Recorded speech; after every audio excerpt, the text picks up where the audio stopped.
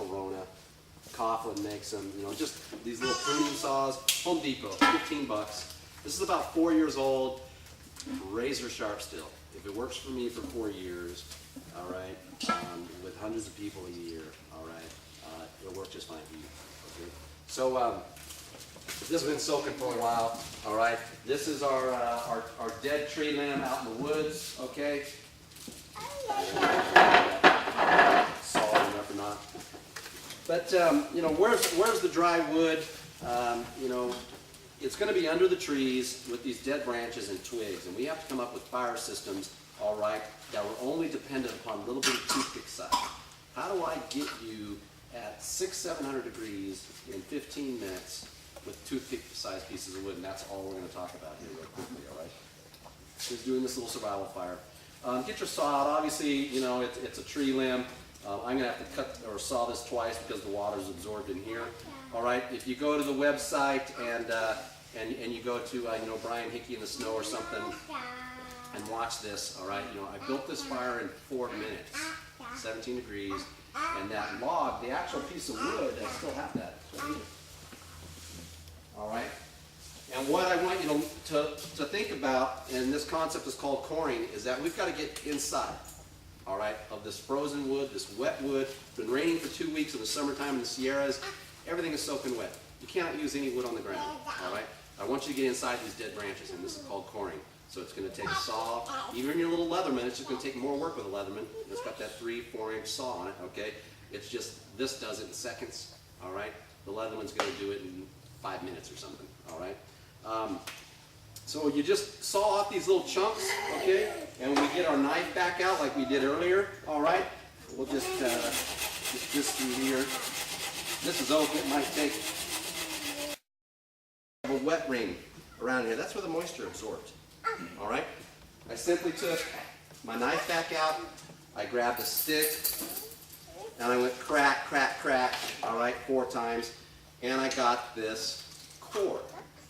This is your dry wood. It's the only dry wood during the wintertime or after 2 weeks of rain in the Sierras. This is the only dry wood, this little piece right here. And from this piece, okay, we get our wood shavings. We're going to make our tinder pile with, all right? And then we're going to go in here, and we're going to go 1/8 inch pieces, 1/4 inch pieces, 1/2 inch pieces, and that's why it might take a 1/2 dozen of these little blocks, all right? Until we get enough coals, all right, that we can start burning all the wet stuff, all right? When your fire gets big enough, you know, you can start burning other pieces of wood, all right? But understand this concept of coring. It's the only dry wood out there. You will always be able to make a fire under any condition because you know where it is now. Make sense? All right? Don't do anything else. All right? Don't use any big pieces of wood off the ground. Go and get this dry wood on the branches. All right? So that's coring. And so what we want to do is, if you have your favorite knife, you could use that. If you've got Joe Killing knife, maybe you're carrying a double-edged blade. You know, the double-edged blades, this is not a survival knife. It has no use for us in the field, all right, for survival purposes. There's only one use for a double-edged knife, and it's killing, all right? You can't put your hand on it. It's carved wood, all right? You certainly can't split any wood because as soon as you hit it, it sticks into the other piece, all right? So you need, you know, one of these big old bucks, you know, something that's comfortable that you can choke your hand up in here and carve with, all right? This is a knife. This thing can split wood all day. I actually found this on the trail. I was doing a tracking class. I came down to a creek, and there's this big shiny object right in the middle of the trail. And I'm standing here talking to my class. There's like 10 of them. I said, does anybody notice anything? No, what? And I said, seriously, nobody notices anything. Keep looking around. All of a sudden, 2 or 3 students saw the big metal knife in the middle of the trail, all right? And I was a step ahead of them, you know, jumped and grabbed it, all right? But it ends up being, you know, like an $85 buck, man. And then you know, you can get a sheath for it. So, you know, just by staying alert on the trail, sides of the trail, you know, that's a good deal. Do you think this would be wise? Just from a sensory elimination standpoint, you know, putting this knife next to the bushes, the sentry walks around, you think he's going to bend down and pick it up? Probably. When he bends down to the bushes and picks up, what happens to him? He disappears into the bush. All right. So, you know, you can use this and tools, you know, things to draw people to do different things. Okay. You know, it's just like putting a piece of aluminum foil in the big termite mounds, you know, for the baboons. And so they grab the bright shiny object and they can't let go of it, so you walk up and kill the baboon. You ever seen that before? All right.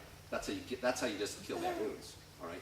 You put a nice shiny pieces of aluminum foil right inside the termite mounds, and they see that and they have to grab it, and they can't let go of it, so they can't get their fist back out. And you just walk up right up to them, all right, with a big club or a machete, and you kill them.